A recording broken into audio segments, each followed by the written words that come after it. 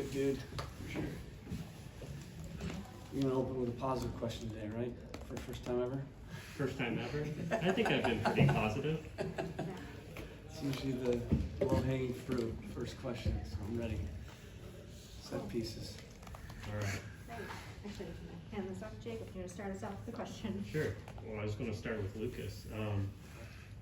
I guess what is his injury, and what are the possibilities maybe he doesn't miss any time? Yeah, he's out of training right now, 1 to 2 weeks max.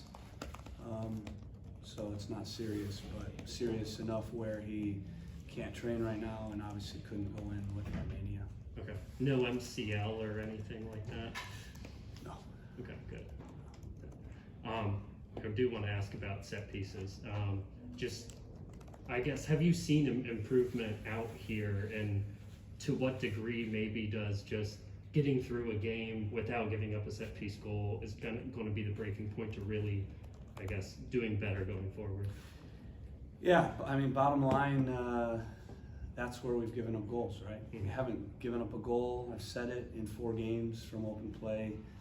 Our team defending has been excellent. We're not getting broken down, but obviously we've given up our goals on defensive set pieces, and we have to do better in those moments. And you know, at the end of the day, again, it's a strange one because last year we were one of the best teams in the league on that. So we've not changed anything. It's just we're getting beat on the 1v1 matchups. We'll keep working on it, and again, it's my job to sort that out. And obviously, inside the lines, it's the players' jobs to stay with their men because it's a 1v1 matchup, and we're losing those matchups. Thanks for the time, Coach. Appreciate it. Next week, if Lucas is not available to play, what does it look like formation-wise? Is this a time where you have enough people that are healthy that you can shift things around, or what does it kind of look like against Nashville? Yeah, I think again we'll cross that bridge, you know, when it happens. But obviously we don't have Lucas in training right now, so that gives us the opportunity to now shape up this week at the end of the week, you know, in a way without him potentially. We'll take it day by day with where he's at. Obviously couldn't train today, but yeah, of course that's normal, right? If we have guys out, we have to have a plan B, and we have a plan B, C, D, E, F. All those. So yeah, we'll be ready. We'll be ready if he's out, and certainly we'll hope that he's in. And looking ahead to next week in Nashville, I know they started the year kind of slow, but they're a strong team. They were a strong team last season. I know they moved conferences, might have something to do with it. But what do you see with Nashville and them coming to Columbus next week? Yeah, again, they're a good team. Been in the playoffs 3 years, right? Very good coach, good players. I like their attack a lot. One of the best central defenders in the league in Walker Zimmerman, and I like the addition of Sean Davis as well. Gives them another midfielder. We know Dax McCarty's out, suspended. You know, but the last game he didn't start. You know, they've played 2 different formations. They've played a 4-4-2 diamond. They've been a little bit more aggressive, even on the road. In their pressing, especially out of that shape. But then they've also played a 3-4-3, which is more what they played last year. So we'll prepare for both those systems and their key individual players. But they're a team that's, I believe they're starting their first 8 games on the road. So they're in a rhythm on the road. Last 2 results didn't go their way. But they're a team that's been very resilient, mentally tough, and they know how to grind out points. You saw that in their, I think they had 17 draws last year. So we expect a difficult game. Do they sit and counter? Are they playing a 3-4-3 that becomes a 5-4-1? Are they playing a 4-4-2 diamond and pressing us a little bit like they did against Dallas? You know, we'll be prepared for all those things. But Mukhtar, very good player. Leal, very good player. Up top, they've got numerous strikers that can play. They won Bunbury last week. Obviously, Sapong. They got Loba. Like Godoy a lot, and again Davis. So it's a good team. It's a good team. That's why they were in the playoffs and the semis of the conference last year. So it won't be easy, and it'd be a very naive thing to do to underestimate their team, even though they've not been getting as many results to start the year. I think they're going to come similar to what Toronto did, a little bit back against the wall. And when you got a team like that their back's against the wall, that's experienced, and have good players, we're going to get the best punch. Thank you.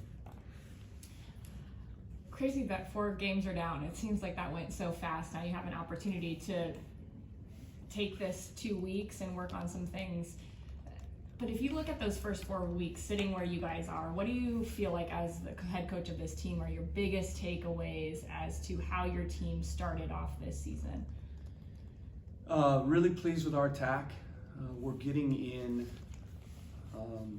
goal scoring positions better than any team in the league this year.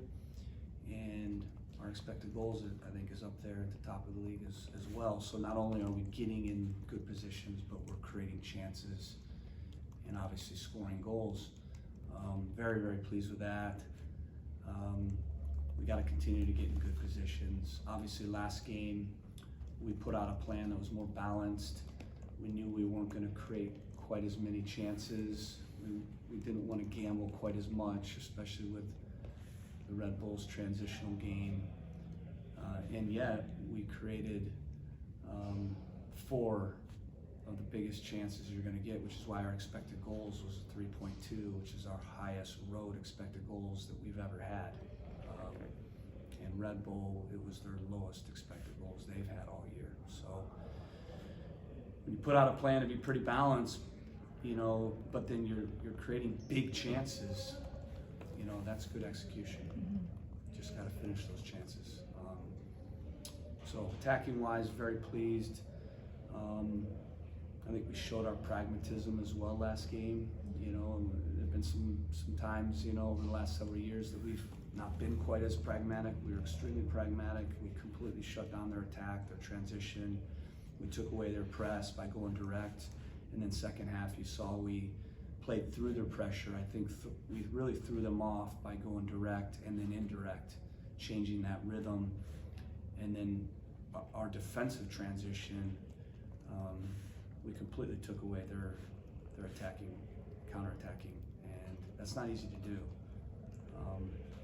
Very pleased we were able to do that, to go on the road. And going back to the defending, the one wart we have is defensive set pieces. So you're always going to have you're going to have your kryptonite.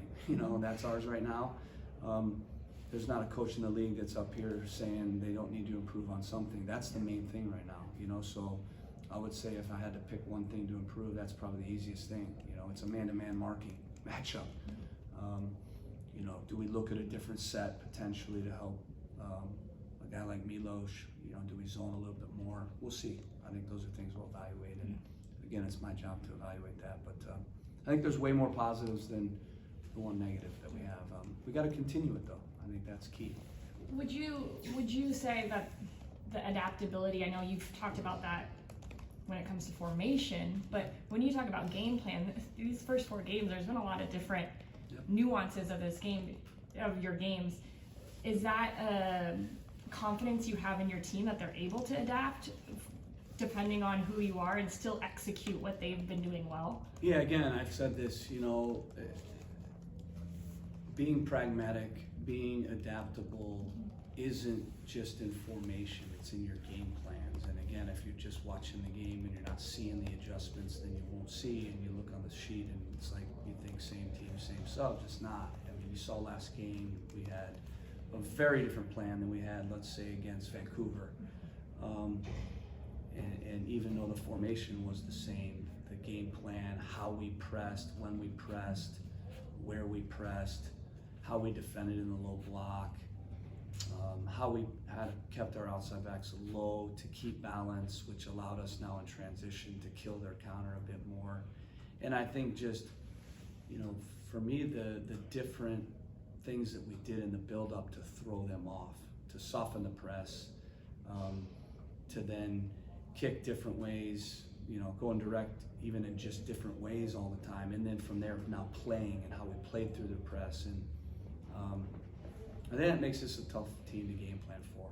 You know, you might know the formation, you might know the lineup, but you're not going to know the plan. And I think what we did really well last game was take away their strengths. Yeah. And when I look at Red Bull, that's not an easy game to play, and it's not an easy team to take away their strengths. And we took away their three biggest strengths, which is their pressing, their direct play, and their transition game. Last one for me, Luis Díaz has come in as a substitute and impacted significantly in a couple of games with some assists and a goal. If you could pinpoint something that's different about him this year, what would that be? Yeah, I think he's got a real positive attitude. I think his training approach has been better. He likes games, right? I mean, most players do, but some guys like training a little more than others. And I think he's a guy that's not always shown up to training wanting to really put the work in to improve. And I always say this, you make your habits during the week, and then your habits make you in the game. And your habits Monday to Friday determine how you play in the game. And I think you've seen some inconsistencies with him in games because of those habits and the hunger and training to improve. And I think he's approached training in a much different way, and I think it's led to him being better in the game. Mm-hmm. You know, and I think his role moving forward, is he just going to be this guy off the bench that's a spark? You know, that's a different role. We've talked about this than it is starting a game and being able to manage a game. And our rhythm right now is pretty good, but you know, do we need to start to think about changing the rhythm of who's starting? And I think that'll depend a little bit on training as well. And we know we have some guys, you know, gone. Derek leaving tomorrow, and Yao out, and so we can tinker a little bit there, and then obviously Milos gone. But you know, again, I've been very, very pleased with the continuity of our defensive structure, and it'd be easy again to say, yeah, these guys keep giving up goals, but we're not giving up goals from open play. It's just the set plays.